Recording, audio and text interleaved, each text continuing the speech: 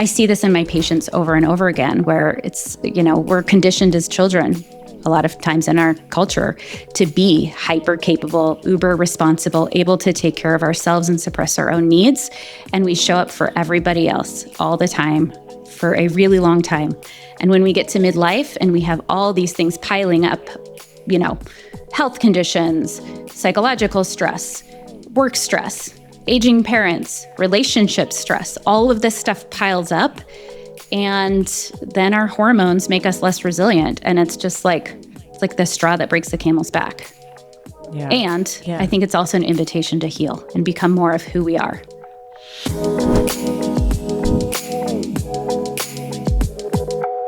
Hello, everybody, and welcome to another episode of Better with Dr. Stephanie. It's me, your host, Dr. Stephanie Estima, and today we are talking all about the gut, digestion, and perimenopause and the menopausal transition.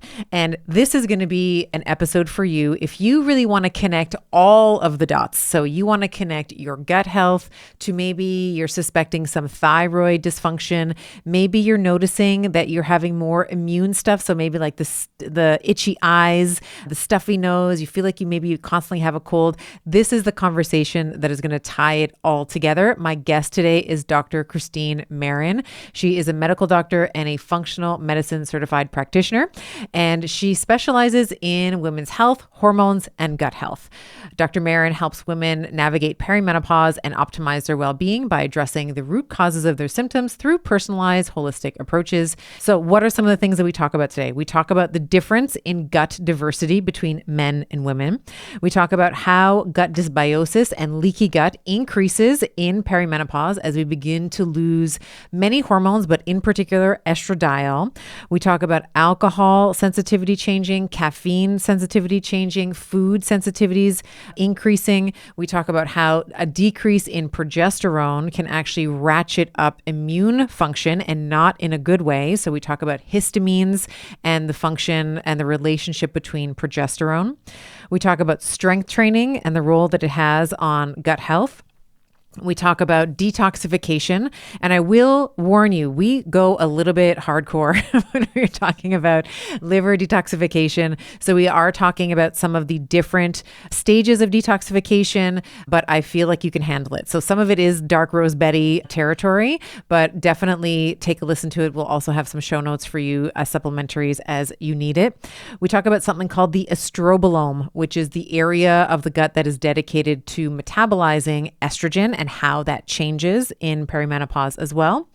And we talk about some of the good and bad foods. So we talk about oats. We talk about the right kinds of carbohydrates. We talk about fiber. We talk about all of the different things that a woman in perimenopause needs and how the difference between a therapeutic intervention of something like a low carbohydrate diet can be important, as well as then reintroducing carbohydrates for thyroid function, for immune function, and a whole host of other things. I would say in general, Dr. Maren does a beautiful job of weaving together this story of the thyroid health, gut health, and the immune system and all the changes that are happening concomitantly in perimenopause. So without further delay, please enjoy my conversation with Dr. Christine Maren. All right, Dr. Christine Maren, welcome to the podcast. I'm thrilled to have you here today. I'm excited to be here.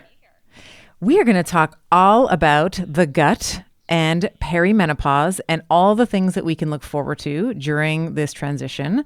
And maybe more importantly, some of the action items and strategies that we can start putting into place now, whether you are in perimenopause, you are already in the after party, you are already in the land of menopause. What are some things that we can do to improve our gut?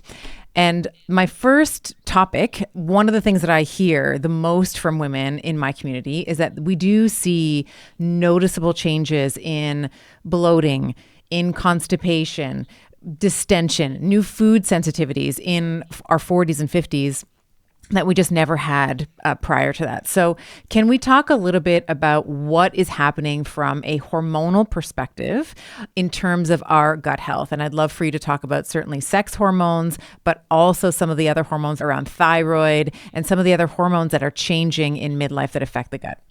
Yeah, absolutely. I mean, as you said, women who are in perimenopause and menopause experience a lot of digestive symptoms. There was a study that came out earlier this year that quantified that. And I was even surprised to see it. It was one of the number one complaints of perimenopause was digestive symptoms.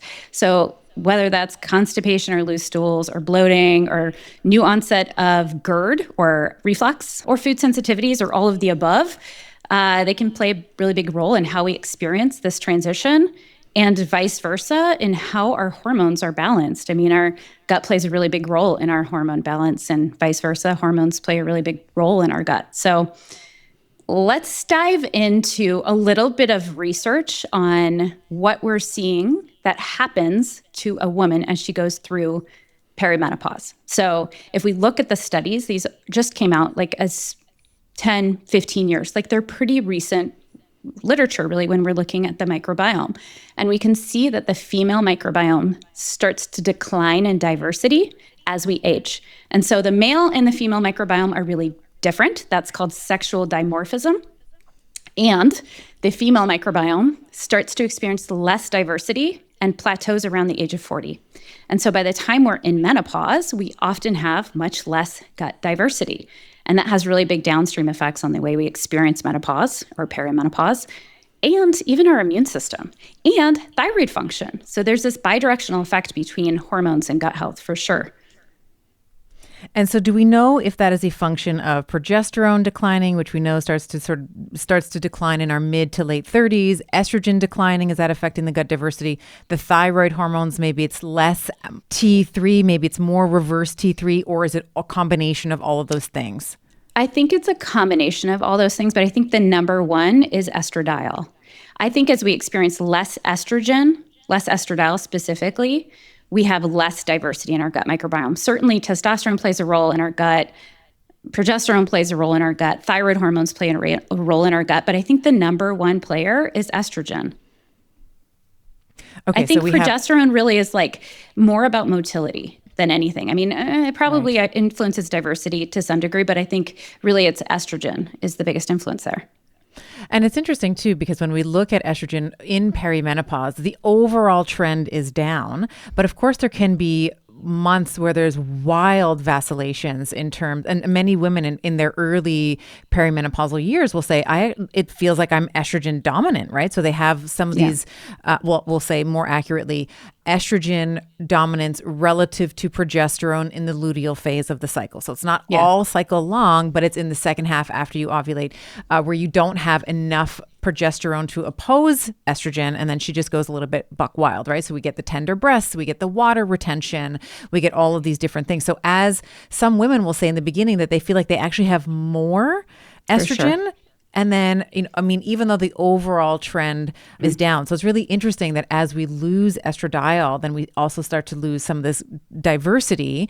And then would you say that that would also contribute to different cravings, different food? Like one of the things I hear a lot from my community is like, I was talking to you about tomatoes in the pre-chat. It's like, I just cannot have tomatoes anymore. Or I used to love onions. I cannot tolerate onions anymore. I used to love tomatoes, cannot tolerate tomatoes anymore after 40. Do we think that that is contributing in any way to food sensitivities, or is that more of a histamine? Is that a different system altogether? I think it's probably more than one thing. So our immune system changes. We've got some histamine issues that are changing tolerance. But I think the big deal is intestinal permeability. One of the really interesting facts that I love the most is that estradiol influences the tight junctions in our gut and plays a direct role in intestinal permeability. So as we lose that permeability and those tight junctions become more loose, our immune system starts to see things on the other side that we shouldn't really see. And we get more food sensitivities. But it also is this aspect of dysbiosis. So, as our gut microbiome becomes less diverse, we're more likely to have gut infections. We have less of the good bacteria keeping the balance. I always say our gut microbiome is like a rainforest. And as you kill off some of the good bacteria, either because you have loss of diversity, or maybe there's also this interplay of taking more antibiotics because we have more UTIs or whatever it is, it's just like this bonfire of things that then contributes to more dysbiosis, less beneficial bacteria, more bad bacteria, perhaps also more infections like higher levels of H. pylori or Clostridia or fungal overgrowth and candida and yeast.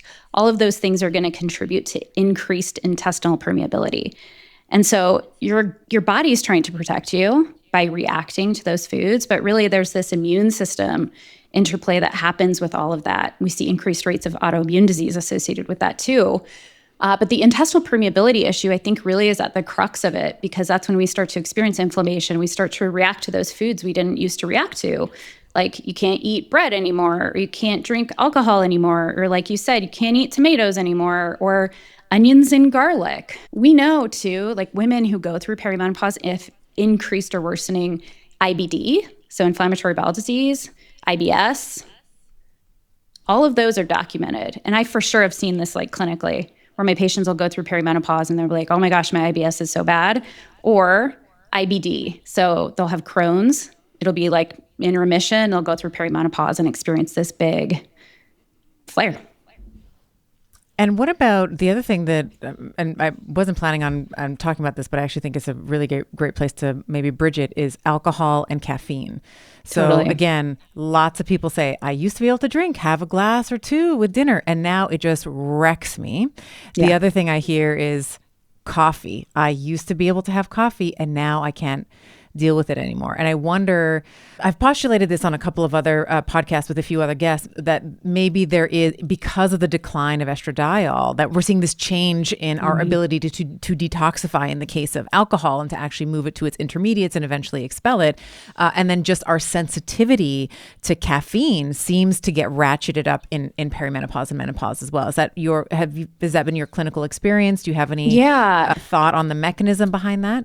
Yeah, I think we should talk about the caffeine one. Alcohol for sure, like that seems obvious to me. I mean, it influences detoxification, but also the way that we metabolize alcohol changes big time in perimenopause, and it can trigger a lot of histamine issues.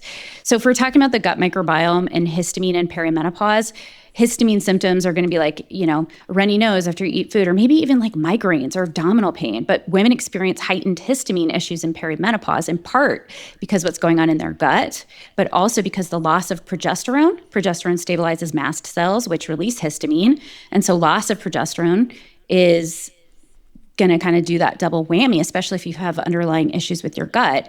And then, like you said, the hyperestrogenism, so high estrogen compared to low progesterone is going to destabilize histamines. And so when it comes to alcohol, that's kind of like a double whammy when it comes to histamine, right? So a lot of alcohol is high in histamine, but then it also impairs your histamine detoxification pathways.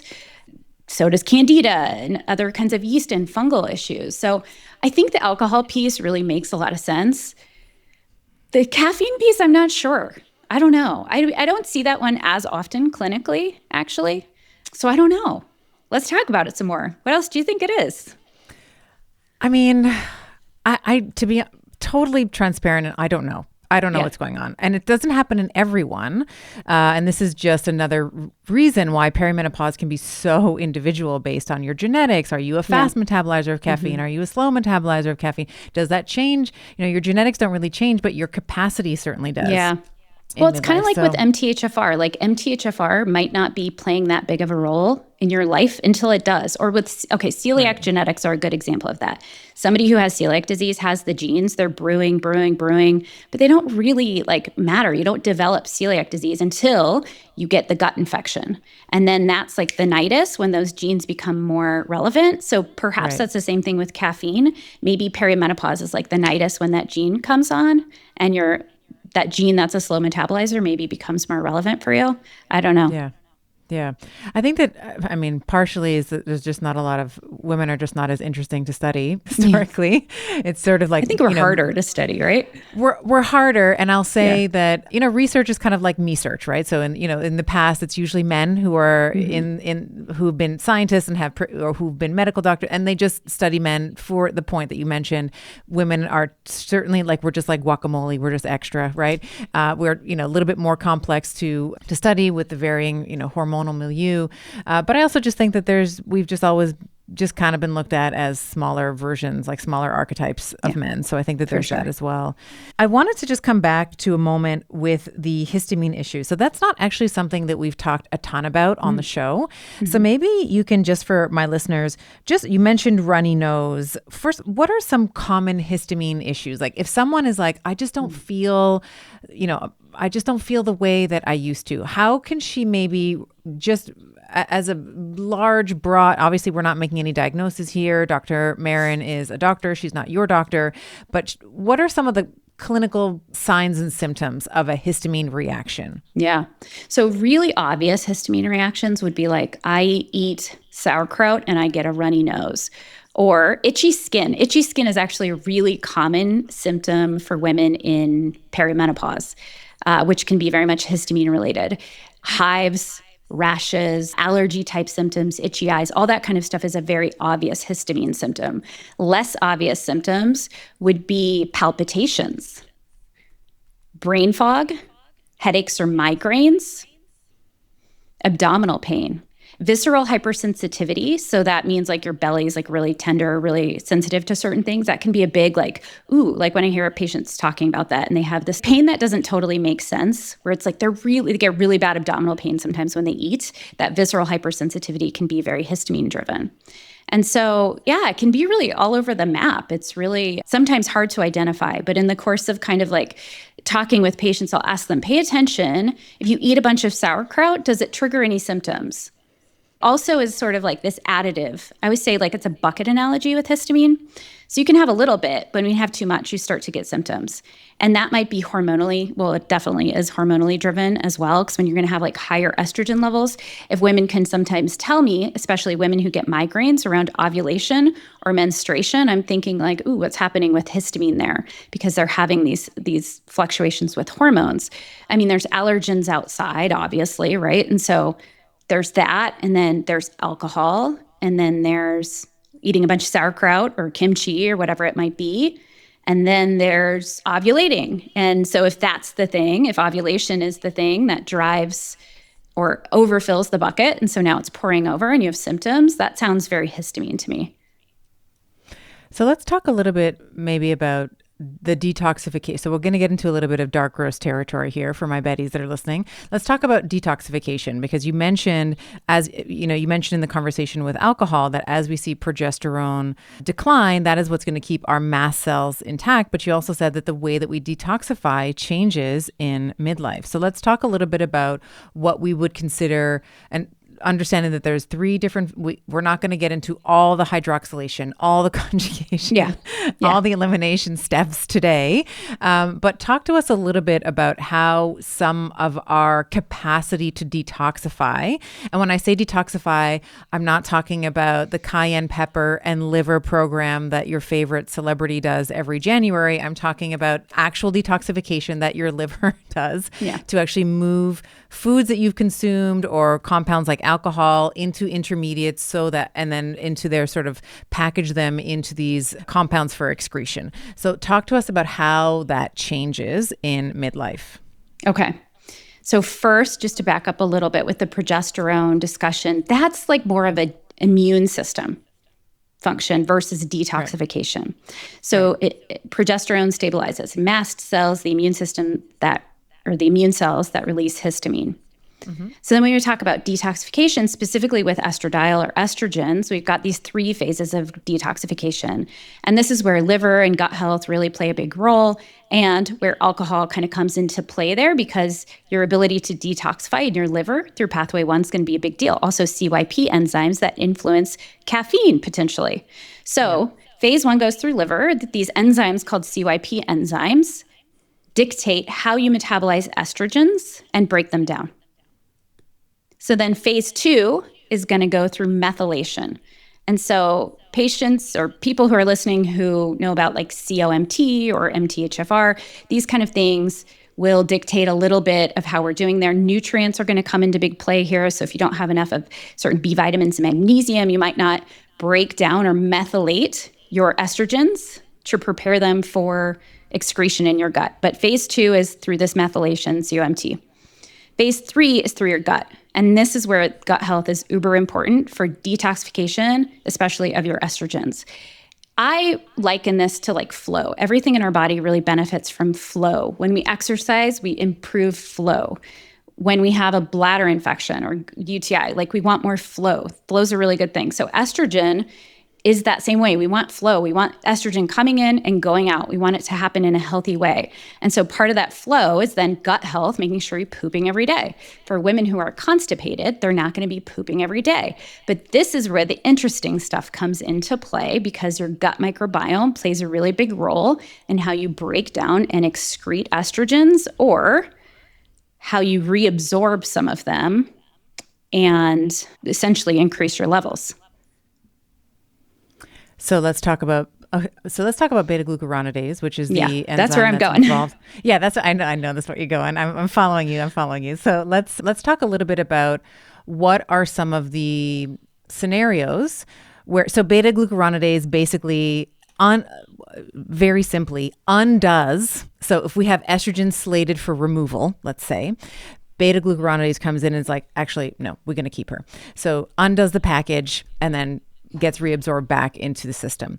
What are some of the conditions where we might want that, where we actually want to, and I know this is a bit of an odd question, because we always think about, oh my God, beta glucuronidase, it's bad. We don't want that. We want to get rid of it, right? Use it and then lose it. But I think in perimenopause and menopause, as we have declining estrogen, I do actually think that there's, and feel free to disagree with me here, by the way, I do think that there is a role for trying to preserve estrogens if there is a requirement for it. So first, do you agree with that or not? And then the second part of the question is, what are some of the conditions where we might see an elevated level of beta glucuronidase, good and bad? And then what are some ways that we might think about decreasing it if we are running estrogen dominant? Yeah, I mean, you see me smiling back here because I'm like, yes, she gets it. Totally. So our bodies are so intelligent. We weren't like, we didn't evolve to have beta glucuronidase that did nothing, right? Like we don't want to just excrete all the estrogen. I used to think of every time I would see a high beta glucuronidase on like a GI map, like, oh, I better give them calcium D-glucarate. And now I think, why is that happening? What's the compensatory mechanism? So our body has this mechanism, just like you said. So first of all, gut microbiome has this subset of bacteria. Let's talk about this word called the estrobolome. So the estrobolome is the subset of gut bacteria that make beta glucuronidase. And beta glucuronidase is the enzyme to turn off or turn on the switch that tells us to get rid of estrogen, or let's conserve and bring it back in. And so when we experience perimenopause or menopause, let's just go to menopause. When we experience perimenopause and our gut microbiome is really healthy, our body might say, hey, you know what? We've got low estrogen levels. Let's reabsorb some of that to protect you. Yeah. On the flip side, when we experience, let's say, I don't know, some high estrogen state, maybe it's perimenopause, and our body's in a really good state, and we've got really great gut microbiome, we turn off the switch and we say, okay, you can go. We don't need you, estrogen. Like, we've got good balance. So it's this switch that maintains balance in our lives. And the switch or the mechanism is broken when we have gut dysbiosis. And so this is where gut dysbiosis or gut issues really influence the way that we experience perimenopause and menopause. And it can make those symptoms way better or way worse. So would it be fair to say then that if we are in an estrogen deficient state, even like, the late stages of perimenopause, you're sort of in the waiting room, you're like, am I going to get another period? I don't know. It's been 7 months. Would it be reasonable then to assume that you might see elevated levels of beta glucuronidase, and that might be a good thing, because that's your body saying, hey, we have to actually hold on to all of the estrogen that we possibly can in order to preserve function, systemically in the body. Would that be a fair statement? So we don't want to just, shuck everybody with calcium D-glutarate, as you were saying. Yeah, absolutely. This is where it's like, our body is often doing us a favor. Now we have to look at the whole package, obviously, and like, well, what are your symptoms? What are your hormones really doing? What's going on like with everything else? And do you have digestive symptoms? Because probably that mechanism isn't working that well. But yeah, I absolutely think that's fair to say. And somebody who's healthy, who has good gut function, that like, hey, this is a protective mechanism. It's kind of like with sex hormone binding globulin. Like when we see SHBG go up high, it's like your body's responding and it's protecting you. If you're on birth control pills, you're going to have a high SHBG because your body's like kicking in to help you out. So I think we got to look at it more holistically. You literally took the words right out of my mouth. I was like in the birth control pills, like perfect example. Okay, great. I actually have a question for you that I don't know the answer to, but it came up as you were talking. So this is, again, just like for the nerds. We have, this is like the nerd question for the dark roasters who are like, I know everything. I want to know everything. So with the estrobolome, so we have these changes. You can either ratchet up or down beta-glucuronidase. My question as you were talking was, do we know if the decline of estradiol, let's say, in perimenopause can affect, so the gut is sort of phase 3 of the detoxification process. In phase 1, this hydroxylation, you're basically adding an OH group, okay? So you're just, you're either going down a couple of different pathways when it comes to estrogen. You're going down 2-OH, which is what often is called the favorable pathway.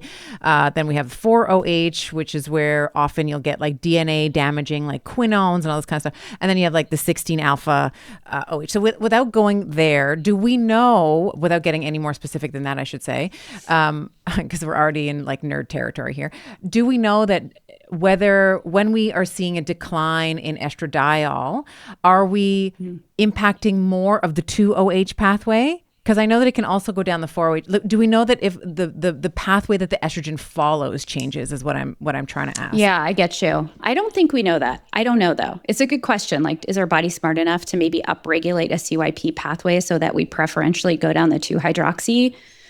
I don't know. And I don't know that anybody knows. It's a good question. Yeah. Yeah, it just, this is what because I think our body craves balance Yeah. and homeostasis. And if we remove a bunch of the triggers, like we will go into balance and homeostasis most of the time. And so, yeah, I would think like from a common sense perspective, maybe there's a mechanism at play.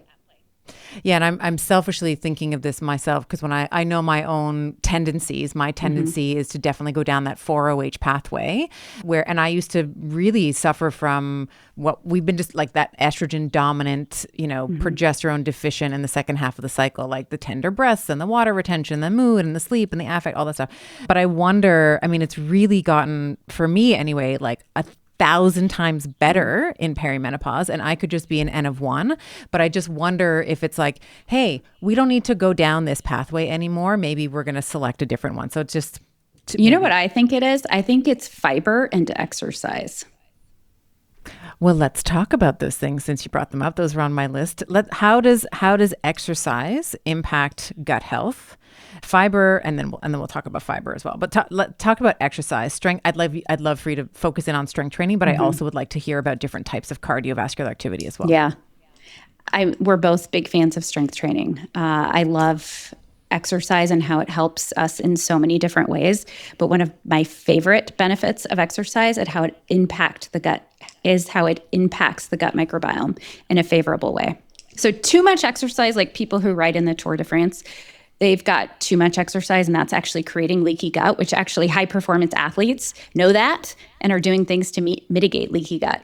And then too little exercise also can create leaky gut. So we've got kind of both sides of the fence, but exercise in and of itself is really good for your gut microbiome. So do more of it. I also think if we just zoom out, like exercise encourages flow. So there's that word again.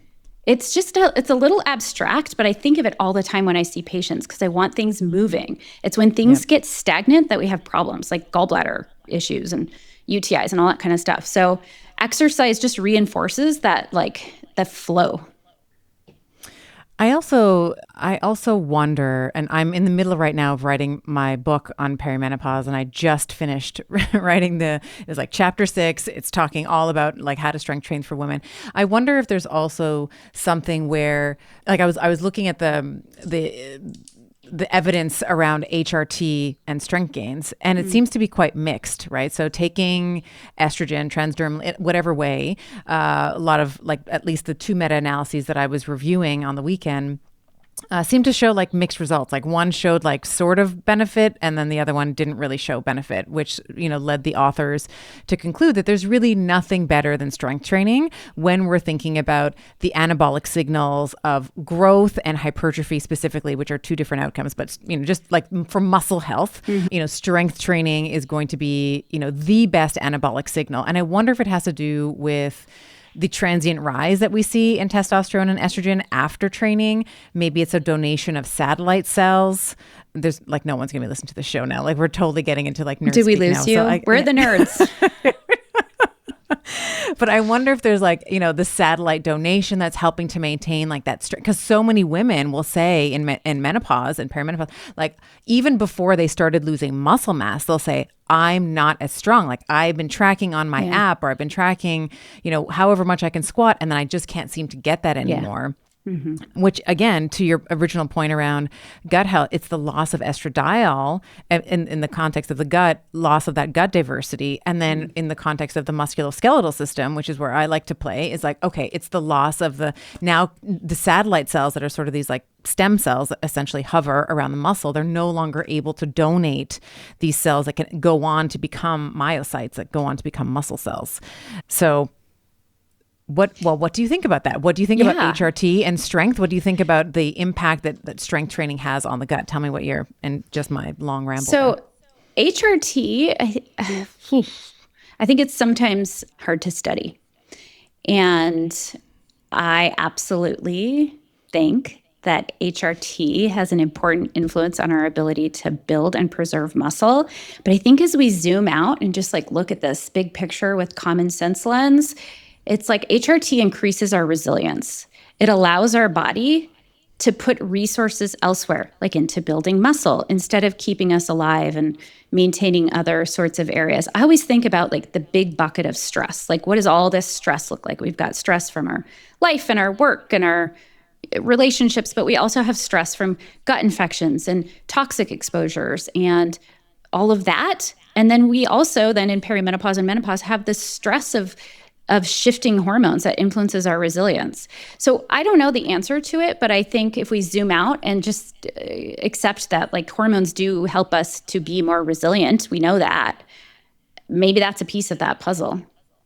And at the very least, maybe it's just going to help you sleep, Like if you can't sleep, that for me, that was the topic of one of the main takeaways of my first book was like, if you can't sleep, it doesn't really matter what diet you're on. It doesn't really matter what you're eating or doing at the gym. Like if you can't sleep, you can't function properly.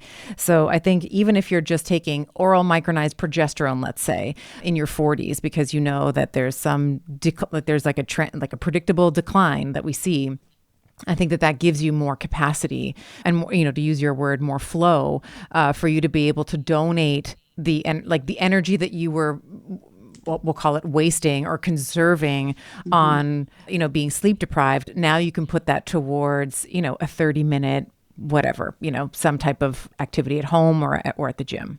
Yeah, totally. I agree. I like the idea. I like the concept of like donating it. Like, all right, you've got a little bit more edge. Like, let's donate that to building some muscle because now we've got a little bit more edge or a little bit more like room in the bucket.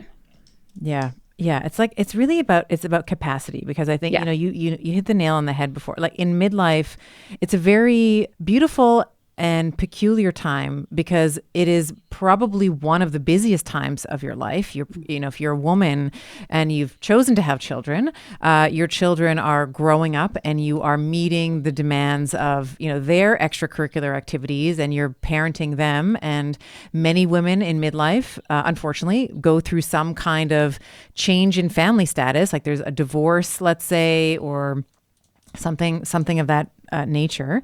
And so there's a lot, and then there's, you're usually, if you're a career person, you're usually also at the height of your sort of money making, you sort of spent your 20s and your 30s and your 40s, like kind of climbing that. And so now in your 40s and your 50s and even into your 60s, you're sort of at the peak of that monetary, your money making capacity. So there's all these different verticals that are vying for your attention, and all of them, of course, are very important. And then you have the other, personal, the other, you have aging parents, and there's all these different things that are happening at the same time, which even if you did nothing is going to have some effect on your gut because there's so much stress. Like there's so many demands in your life. Yeah. 100%. And I think most of the women I work with are high achieving women who are extremely capable and also very responsible. And they have taken on so much in their lives, and everybody around them has trained themselves. Well, I'll say it this way.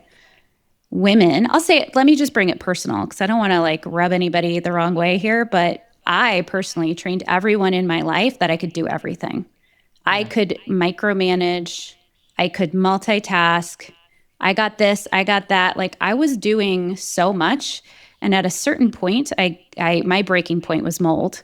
And I got to a point where I couldn't do it anymore. And I just broke. And I'm so glad that happened because it really required me to also take some responsibility for the ways that I was training everybody around me to think I could do everything all the time. And so I had to then train them all so that I can't do everything all the time. Like everybody around me needs to learn that this is going to be different. But I see this in my patients over and over again where it's, we're conditioned as children a lot of times in our culture to be hyper capable, uber responsible, able to take care of ourselves and suppress our own needs. And we show up for everybody else all the time for a really long time. And when we get to midlife and we have all these things piling up, health conditions, psychological stress, work stress, aging parents, relationship stress, all of this stuff piles up. And then our hormones make us less resilient. And it's just like the straw that breaks the camel's back. Yeah. And I think it's also an invitation to heal and become more of who we are.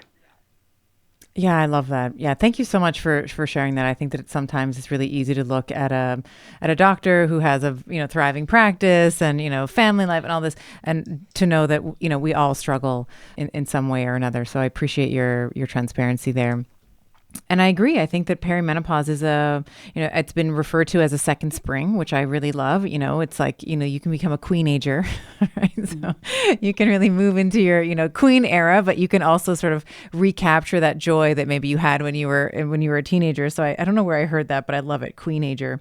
Oh yeah. It's like my queenager era. So I do love that, but it does require you to say, hey, I am not Superwoman. Like I literally cannot do it all. I need some help. I know for me, it was like, you know what? I actually need more friends. And I know that sounds just absolutely ridiculous, but there were many, many years where I was like, this is too much of a waste of time. Like I have to just put my head down and achieve and do the things. And now I'm like, no, I actually really need friends. Like I really need people that I can reach out to if I'm struggling, even if they don't give me a solution. I just know that someone has like space and an ear and a heart for me. So yeah, that's sort of been a goal that I've had like over the last 5 or so years. Is like, I really do need to deepen and invest in friendships because they are, male, female, whatever, because they are so, so important and they really do fill my cup. So 100%. I agree with you. Yeah. So we talked about training. We didn't get to fiber. So I want to make sure that we don't forget about the impact that fiber has on the gut. Talk to us a little bit about that. Yeah, fiber is a really critical aspect for our microbial diversity. And so remember, gut microbiome impacts all sorts of things from inflammation to metabolism to our immune system and the way that we absorb nutrients. And fiber plays a really big role in all of that. And I think is what I've discovered in my patients as I've started adding more fiber and more complex carbs to my own diet is that they're way overeating fat and way under eating fiber. And so just kind of reestablishing that. A lot of my patients are, gluten-free. Sometimes a lot of them are paleo or, paleo-ish, somewhere in that kind of dogma. And when we look at their macros, the amount of fat that me too and them are consuming is pretty excessive. And yes, fats are important. I'm not like going back to the 80s and doing low fat, but it really does add up, and it affects our ability to maintain a healthy weight in perimenopause, which is a primary concern for so many women going through this phase of life. And so we really work on bringing in more fiber. I say 30 grams of fiber a day is the goal. It's hard to reach 25 to 30 grams, but some of my favorite ways are like as fruit. People often in my community don't eat a lot of fruit. So whole fruit, whole intact fruit. Berries are a great source. They also have polyphenols, which are really good for your gut. So they're often foods that can impact our gut in multiple ways and multiple beneficial ways. Oats, chia seeds, flax seeds, all of those are like literally things I eat every day. I start my morning with overnight oats with chia and hemp hearts and a date, and I add fresh fruit. And then I have some more protein because I'm still prioritizing protein. But Dr. Maren, don't oats run around your body and steal minerals from you? Oh my gosh. Every time I talk about eating oats, people tell me things like oats are for horses and all the other things. Listen, like they are whole oats, they are organic, they are certified gluten-free, and I love them. And they do not spike my blood sugar, and I have data to prove that. And I really miss them when I don't have them. So when I first was presented with the idea of eating oats, I scoffed. So I get it. If you're listening and you're like, think this is ridiculous, like I get it. And just have an open mind. Overnight oats are a great source of resistant starch as well. Resistant starch is one of my favorite kinds of fiber, especially for women who are struggling with blood sugar. I say that, of course, facetiously because I love oats. I call them protes. So I will literally make oats and I'll put a scoop of protein powder in it, berries, chia, maybe a little dollop of peanut butter, whatever it is. It's one of the most studied. So and maybe what we'll do for those of you that are interested, we'll put some links in the show notes for those of you that want to actually go and read the PubMed articles. But if we're talking about body composition, oats are a phenomenal way for you to improve your body composition, to give you the fuel that you need to go to the gym and perform. And I always find it really interesting when you'll see online, people online that are like, oats are going to kill you. Oats are for peasants. Oats have this, they have phytic acid in it, and the phytic acid runs around your body and it just leaches minerals. And it's like, this is a fundamental misunderstanding of basic human basic human nutrition, number one. But also, like, what's the end game? People already don't have enough fruits. They already don't have enough vegetables. They're scared to death of carbohydrates. And, you and I were talking in the pre-chat, it's like the hill that you and I are going to die on is women need to be eating more carbohydrates, especially in midlife. So I'm quite agitated right now because I can't stand this fear mongering around normal, healthy food. Yeah. So with that little, I will get off my soapbox now and I will ask you to so you mentioned complex carbohydrates. What is the impact that carbohydrates, like oats, like you've been discussing, have on the gut? And then also wrapping it into what we've been talking about in terms of strength training, in terms of stress, in terms of sleep, in terms of mood and affect. What are the impacts that we know that consuming carbohydrates have? And then maybe the follow-up question is, why do you think so many women are afraid of carbs? Okay. Bookmark thyroid here because I really want to talk about carbs and thyroid health because it's a big deal. And it's something I've seen clinically for sure. Fiber is going to help us be more regular, right? So we want flow. Bring it in, bring it out. If you're constipated and you're not having good, healthy bowel movements, we've got a problem. That might influence your hormone balance. It will influence inflammation and the way you hold on to toxins and all that kind of stuff. So you should poop every day. If you're not, let's work on that.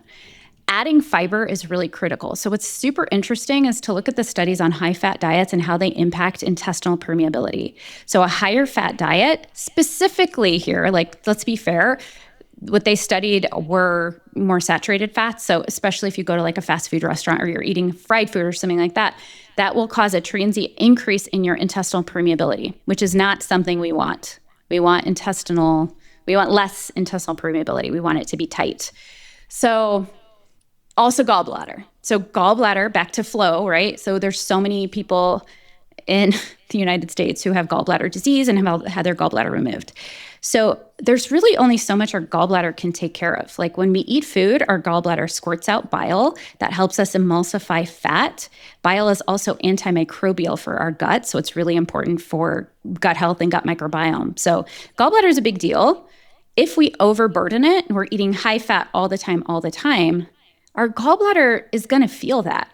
And so my patients who have started to incorporate more complex carbs and less fat, even those with a little borderline blood sugar issues.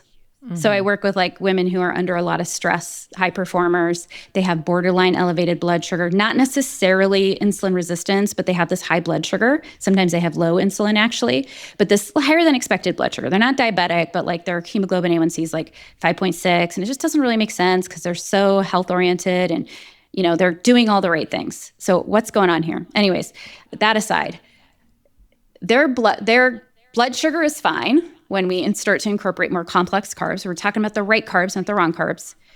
And they experience much better gut health. They have less stress on their gallbladder.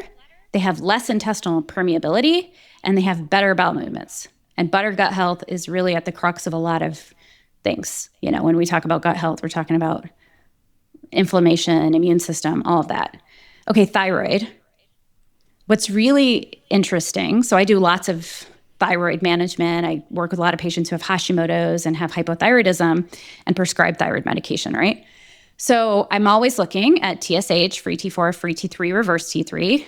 And women tend to underconvert between T4 and T3 when they don't have carbs. Yep. So adding carbs is like this signal to our nervous system. I also think strength training signals the nervous system. Like, hey, we're good here. Everything's good. Go ahead, do your thing. It's a safety signal. It's a safety signal. Exactly. Yeah. It's a safety signal. Our nervous system is like, oh, okay, I'm safe. Like I've got some fruit and I've got some oats. Everything's good here. Life's abundant. I can go about my way. Like your body is designed to protect you. So reverse T3, like bring it back to SHBG and bring it back to beta glucuronidase. All these things are there for a reason. They are there to protect us. We just have to like hack the system sometimes in our modern day world, or maybe it's really just about better understanding what's happening here and why we're under converting. Well, maybe it's because we're under eating and we're over exercising and we're under fueled. And so your body's shunting your resources to reverse T3 and going like, hey, put the brakes on. I don't have enough safety here. I need to hibernate in my cave because I can't find any food. Like that's what your nervous system sees. And so instead you want to signal, hey, I've got plenty of food. Everything's abundant. I'm safe. Metabolism can work. Like go toward free T3. We're good here. There's going to be a lot of people that are going to feel called out by what you just said, but I think that it's like, we're not calling you out, we're calling you up. This is a call for you to get back to and revere the temple, if you will, that is your body. If you are over exercising and under eating, you can ignore it for only so long until, like you were saying, the thyroid then basically just stops working. You are not getting that T4 to T3 conversion, or your reverse T3 markers are going up, and all of a sudden you've lost the lateral third of your eyebrow, and you're gaining weight, and you're always cold, and your hair's falling out, right? So which is kind of very classical symptoms of like like Hashimoto's thyroiditis. So I do think that especially in midlife, and I wrote a book on a female-centric ketogenic diet. So it was cycling. It was paired with your menstrual cycle. I actually still stand by that for individuals who are metabolically unhealthy, for those of you, like as you're mentioning, who have blood sugar issues, who have a lot of weight to lose. I actually do think that it is incredibly valuable to pull back on the carbohydrates initially, because you're probably over consuming them. And it's probably not just carbs that you're over consuming. You're probably over consuming. It's a carb and fat combo, right? It's like the very ultra processed, highly processed foods that cause you to, they reach that bliss point in the brain. It's like the Lay's potato chips. Like you can't just eat one. You're over consuming in terms of calories. So I do think that there is a psychological and physiological benefit to abstaining from carbs for a transient amount of time. And that's the key, right? I think where so many women get it wrong is they go on a ketogenic diet. They lose a ton of weight, right? They lose a ton of water weight in the beginning. It's dopaminergic, right? So it's like, you're motivated, you see all these changes, and then they're like, oh, you know what it was? It was the carbs. The carbs were the problem. And then they demonize carbohydrates and they never leave keto land. They never leave keto land. They are stuck in this prison forever. And then, eventually performance, as you were mentioning, thyroid, body composition, the weight starts coming back in. And what do women do? They don't say, oh, maybe the diet's not working for me anymore. They say, oh, I just got to do it more. I got to keto harder. I got to take out more carbs, which makes it, astronomically, like orders of magnitude worse, Yeah. I agree with you on all of that. And I think also eventually it catches up with our stress and our nervous system. Eventually we're like, well, I can't go out with my friends because I can't eat anything on the menu. And so my goal is like, how do we build more resilience? And as you mentioned, like everybody's different. Everybody's starting out somewhere different. And so if you are in a body that is metabolically broken and insulin resistant, we got to fix that part first. And sometimes that's like a little bit, it's tricky. It can be this little teeter-totter kind of act. For those women in my practice, I do really love microdosing GLP-1s. We don't have to go there, but it can be a really big gift for some of those patients. So. Well, it's just like we were talking about the HRT conversation, right? If you're taking some progesterone so you can sleep, then you just have more capacity to give to the other verticals in your life that matter. And I think that the same is true with GLP-1s, right? If you just get rid of that noise, I think about food all the time, right? So if you are able to just downplay that rumination, let's say, or that food noise, it just gives you a little bit more capacity to look at some of the other areas of your life to ameliorate as well. And I think I'm a huge fan of both of those things if they're indicated. Where I think that we've gone a little astray with the GLP-1 conversation, and honestly also with the HRT conversation, is like everybody needs it and the maximum dose, and it's like we don't all need it all at once. I think that there is a bit of a because the Women's Health Initiative, which was like the biggest failure of a study, I think ever. I think that the pendulum almost has swung to the extreme in the other way, where it's like, give me all my hormones and give me them now. And it's like, okay, but your HRT is not going to build a plate for you. Your HRT is not going to get you to the gym and lift the weights. Your HRT is not going to set boundaries with your mother. You have to do those things. Like you have to, while it can give you some capacity to start making progress in those things, you also need the marriage of the two. So you need the HRT for the capacity and for the estrogen deficient, state that you eventually will be in for all the things that estrogen does in the body. And you can't replace strength training. You can't replace you can't replace whole foods, right? Whatever, in whatever capacity you're eating them, whether it's a paleo-ish, it's a, Mediterranean, it's omnivore, like whatever all the names are.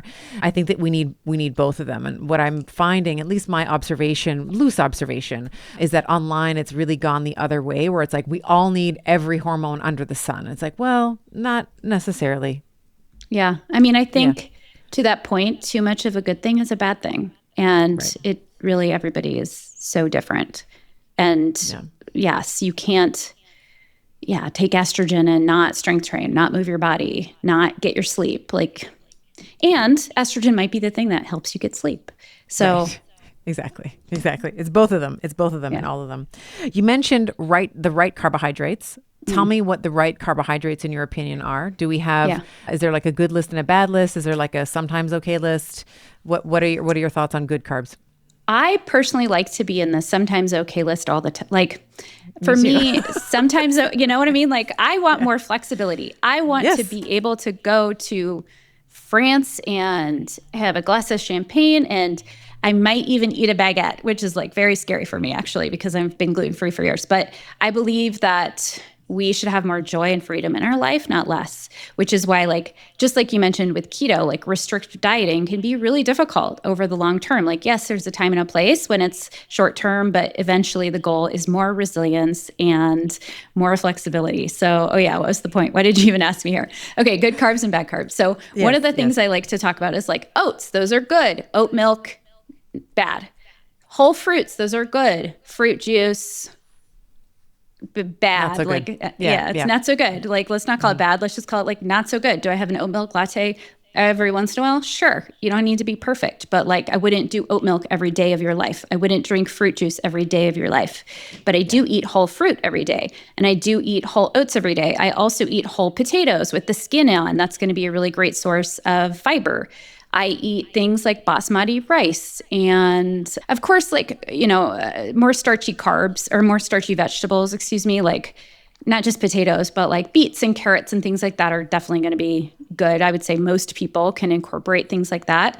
But generally, when I think about carbohydrates, I think about fiber. So a carbohydrate with more fiber is usually what you're aiming for.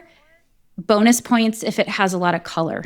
So colorful fruits and vegetables are always going to be our friends. I mentioned chia seeds. I personally like chia. I think it's great. I do like a tablespoon in my oats. Other complex carbs, those are my favorite. That's my favorite list. What am I missing? Think what you're well, I'm following along with you, and these are all the things that I typically eat as carbohydrates. It's like you have some type of vegetables like green beans or mushrooms or and any there's whatever I have in the fridge that I've like either sautéed or I can just quickly whip up.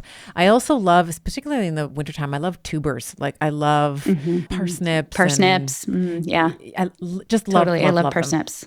Sweet potatoes. I didn't even mention sweet potatoes, yams. Yes, all of these are fantastic. But potatoes and rice, I'm so happy that you mentioned these ones in particular, because I think that people are really and the baguette in France when we go together and we have the Nutella crepe from the the street vendor on the side, because I think that there are so many people that are afraid of bread in general. I have a piece of sourdough toast every morning. I love, it gives me so much pleasure. Like I was saying to, I was actually, before you joined today, I was talking to my AV producer before we got going, and I was like, I don't even think I care about coffee as much as I care about the ritual of making my cappuccino in the morning. Like I do the grind thing, and then I, do the milk frothing, and it's just like so much pleasure in making the cappuccino. And then of course I enjoy the taste of it, but the same is true. The same is true here with the sourdough. Like I actually enjoy making sourdough, and I enjoy the pleasure of having a slice of bread every day is something that I'm just not willing to, like, in maybe my 20s, maybe my 30s, it was like all about, aesthetics. But I actually think I look better now than I even did in my 20s and 30s. And I'm eating foods that are a much broader range of foods than I ever have. And I feel 100 times better. So I do love what you're saying. And I love the idea of, if you really love Nutella, or you really love, I had Harley Pasternak on the show not too long ago, and he has a cookie every day. Like his idea is like, I have one cookie. I don't have the whole box. I have one cookie every day. And that taste, that little pleasure, if it's something like I love, there's a chocolate hazelnut bar that I love. I have some of that every day. I love it. I love it. I love to have, my little chocolate and hazelnut. And the reason you can do that and that your body is like happy is because you strength train. You have so much muscle. This is like, I got to this point. So my husband's like a semi-professional cyclist. So he competes in really high level cycling.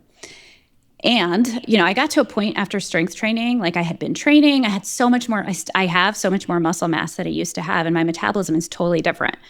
And there have been times where it's been really hard for me actually to get enough carbs. It's not easy. Like I struggle to get enough carbs. I always default to like more fat. And so I have to pull back on fat and try to eat more carbs. And one of the best ways to get enough carbs is to eat a piece of bread. And there have been times like where my husband was like, you need to eat a piece of bread. Like you just need more carbs. And that has been very helpful for me. Yeah. But, people who are really struggling with metabolism and who have, metabolically aren't in a very healthy place, they don't do great with, bread. Agreed. And I understand that I'm coming from a place of like, I've been strength training for a very long time, and, I don't have metabolic issues. My labs are always pristine. Like I understand that. And I'm trying to get other people to get there. If we can get everybody, because one of the things I think that we're still failing women is this idea of lifting heavy weights and the idea of progressive overload. I think that a lot of women are hearing that they should go to the gym and lift weights. I don't think that they understand how. I don't think they understand how to progress. I think that they find a weight that they're comfortable with and they do 15 repetitions at 10 pounds and they just kind of stay there. Yeah. So I think that there's still some work to be done around dismantling this idea that strength training is not only like, okay, if I can sell you on the aesthetics, like you're going to look amazing. Okay. So you're going to fill out your jeans, you're going to have glutes that walk out of the room like 2 minutes after you do, like, all of that good stuff. Right. And to your point, having more muscle, you're going to be you're going to be able to dispose of glucose in a much more efficient way, both in an insulin dependent and independent manner, all the things that muscle does, right? All the, it's your mood and all the things that it does. So I think that without, again, I feel I've gotten up on another soapbox. So I know, but like, can we just go on the soapbox for 1 minute? Because you're talking about muscle and we talked about exercise and how it benefits your gut microbiome and how it benefits your insulin sensitivity. But what we didn't talk about is like, there's a side effect and it's your confidence. It gives you so much more emotional strength.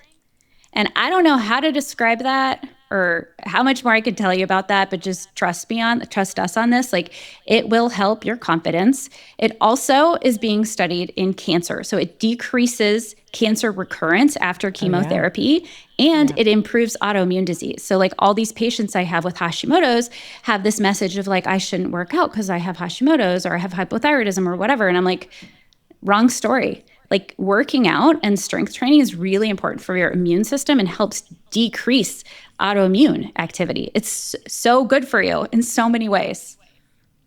I think what you're referring to is like grit, like mental grit. If you can go to the gym and work really hard, you can voluntarily go to a place and push your muscles very close to failure, which is very difficult to do.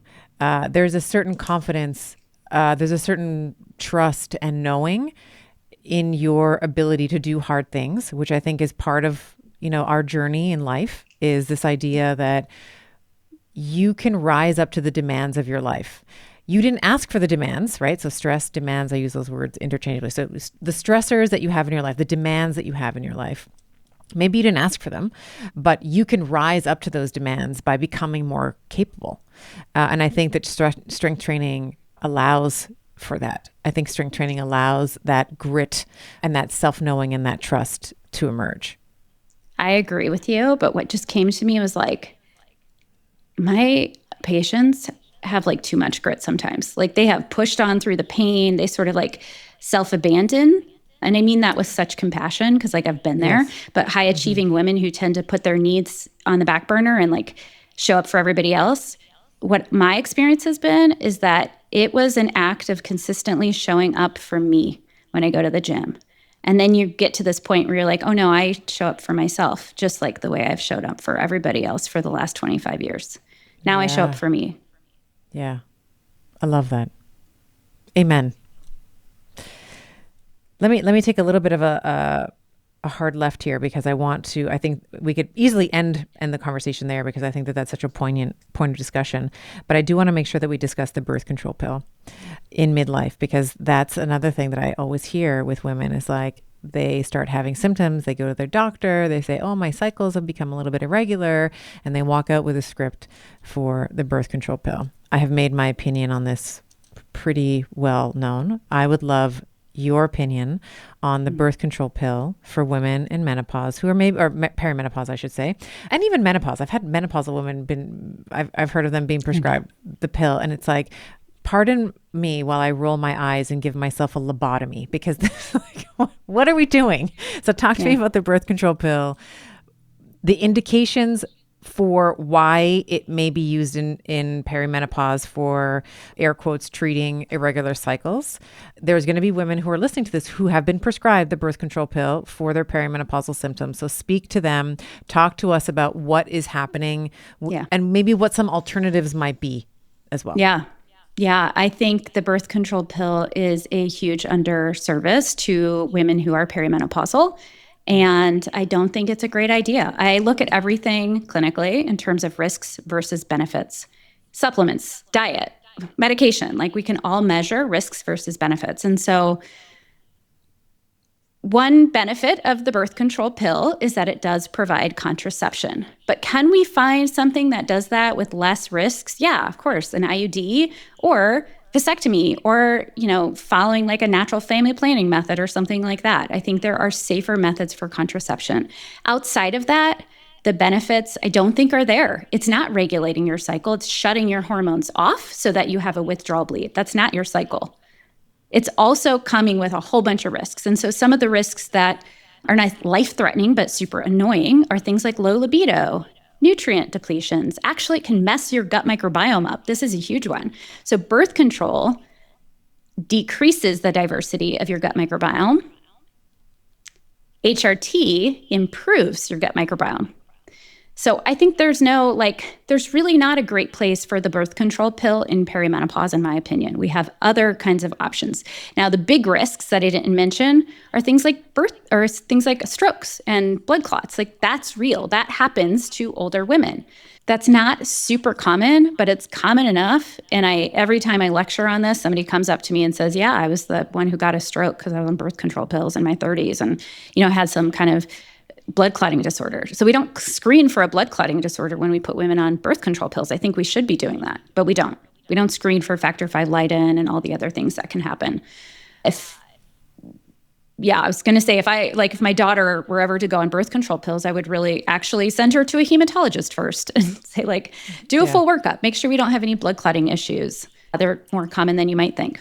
So yeah, there's so many risks with the birth control pill. And I say this with love, right? Because I think that the whole point of this show, the reason why I even started the show was this idea of can we have concrete conversations? Because I believe that the women who listen to the show can handle the science, right? So often it's like, oh no, we're just going to talk about like science light, right? So it's like, no, we can talk about all the science and we can make a decision based on our own familiarity and comfort level with risk. It's informed consent. Every single patient that came into my office for the 19 years that I was in practice, I had a it was 2 pages, it was double-sided. It was 1 page, written like whatever it was, 18, 20 paragraphs on risk, on informed consent around, the rehab that we were going to do, the chiropractic adjustment, like literally everything. And I would go over that form with them for like 10, 15 minutes before we did anything. And I understand that the medical system in many ways is broken. I understand that most medical doctors don't have that luxury. Like I set my own hours, like my initials with patients were an hour in length. So I could do whatever I wanted because I wasn't, part of the system. So I understand that informed consent can be very difficult with a doctor who has 40 patients that day and she's already like 45 minutes behind and she's just trying to kind of give you what you want. I understand that. And I also think that when you fail, it's a failing to our patients. If a woman why wouldn't you offer her hormone replacement therapy? I mean, maybe there's use condoms, family planning, as you were saying, vasectomy. These are things that are not often, a vasectomy is often looked at as a very extreme surgery. It's not. It's like a afternoon. The recovery rate is very quick. It has a very high success rate. And I don't understand why it's not offered as one of the top 2 or 3 things for couples that want, some type of, or, if you're in a committed relationship, if you want some type of, I'm assuming heterosexual, but, if you want to have some type of contraception there. Yeah.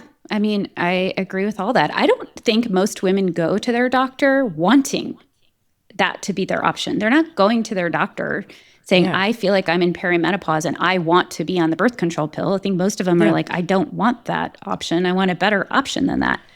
And I don't think women understand exactly what happens with their hormones when they're on combined oral contraceptives, that it's really it's shutting your ovaries down. If we go and test your estrogen level, your estradiol level in your blood while you're on a birth control pill, it's not there because you've shut your ovaries down. That's what birth control does. And you're on fake estrogen. So we can't test for the fake estrogen in your blood because we just don't have that test.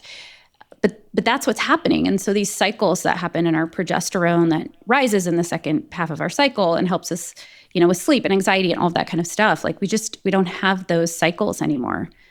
And I don't think that's what most women are looking for. I think women are smart. We want better answers than that. Yeah. Yeah. So give us the rundown, Christine. So you have someone who's listening to the show. She's been listening. She's still listening, after we've been, we're at an hour 10 right now. And she's like, yes, I have the gut distension.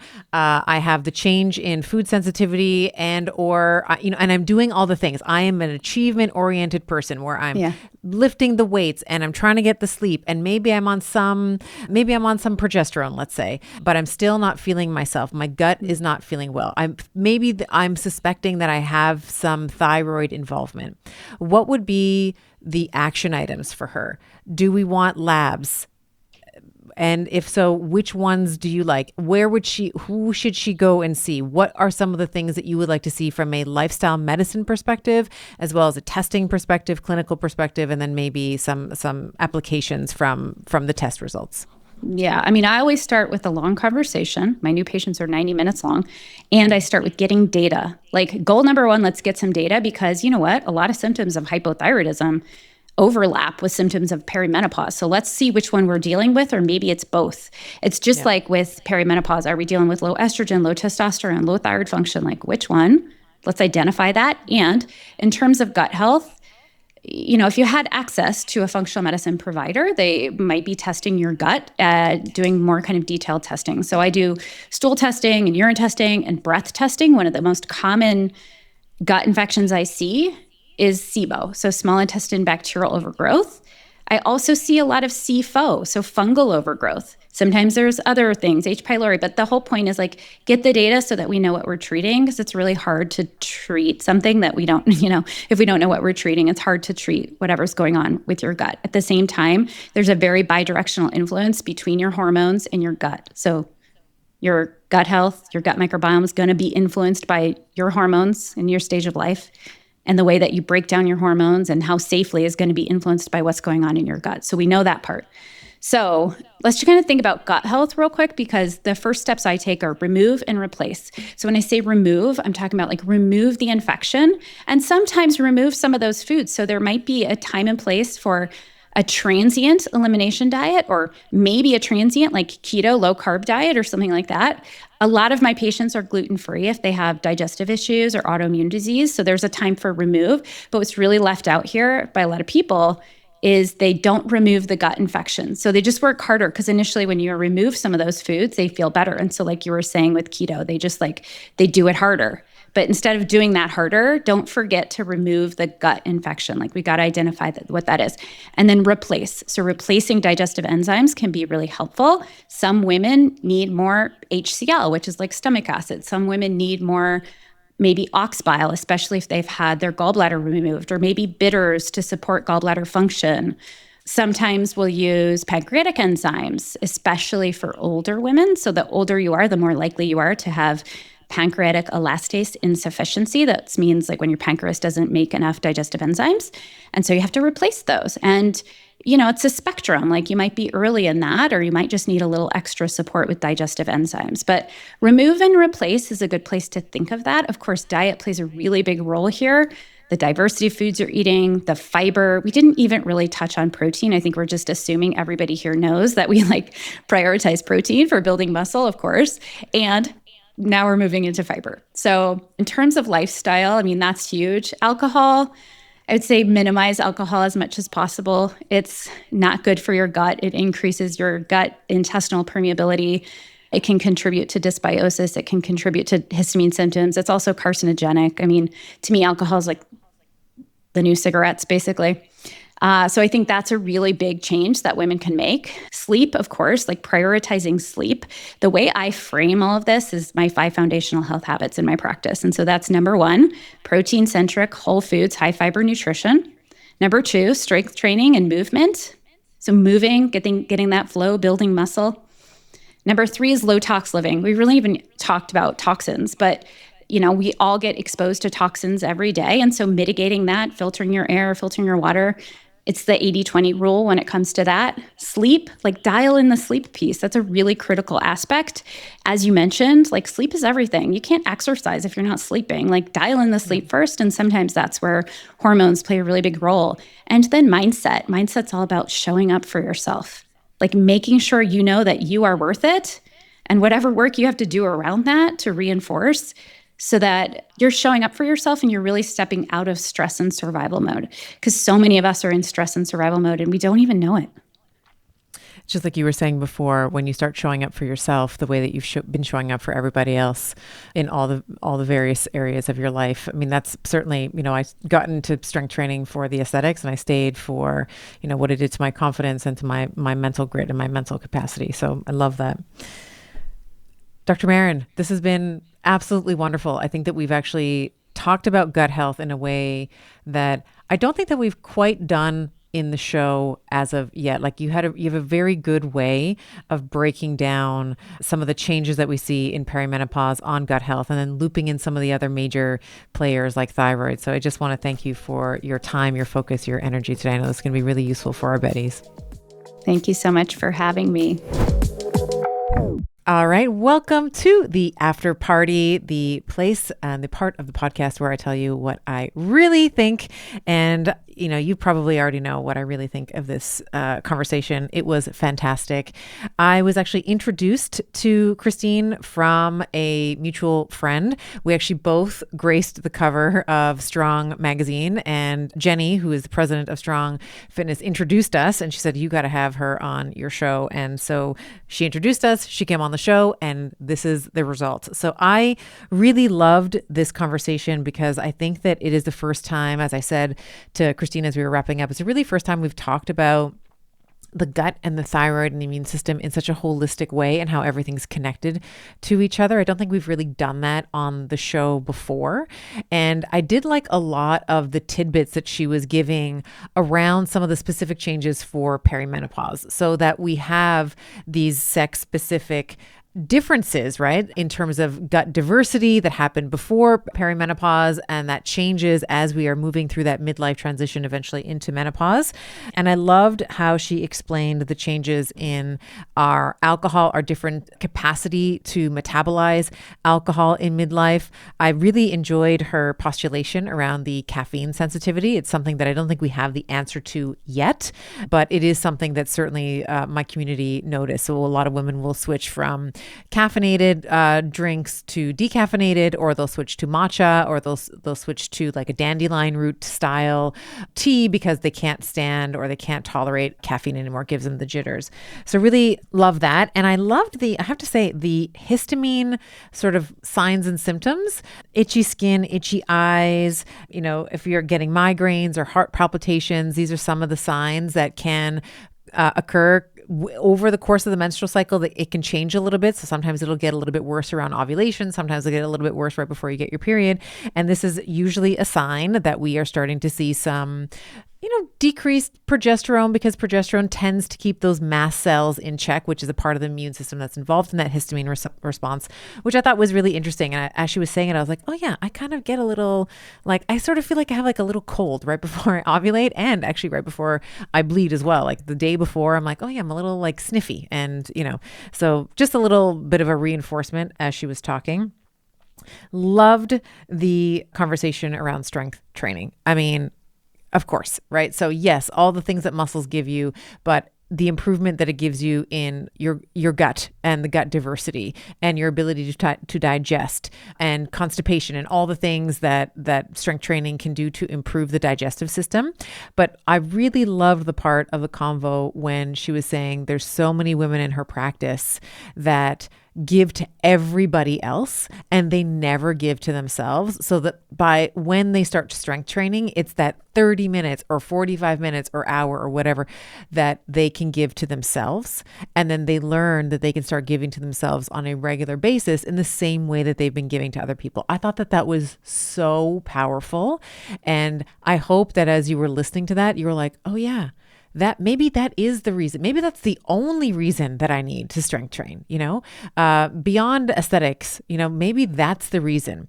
Because often, when you put in the work, when you do the work, like the aesthetics are just a bonus, like they just happen, right?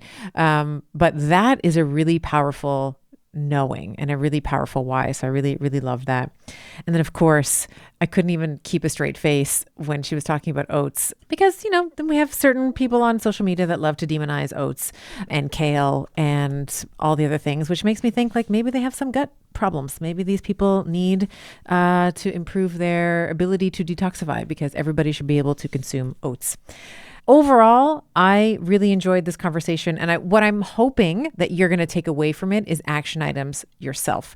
So it can be the very low cost, like maybe I'm just going to incorporate more fiber into my diet. Maybe I am going to try, and maybe I'm going to get an air filter or I'm going to get a water filter or something in my home, all the way up to the functional medicine testing, which certainly can be, if you have the financial resources to do that, like amazing, but not everybody does. And I think that she did a very good job of balancing like low cost solutions like strength training and stress management and sleep, all the way up to some of these bigger tests and working with a functional medicine practitioner, and of course everything in between.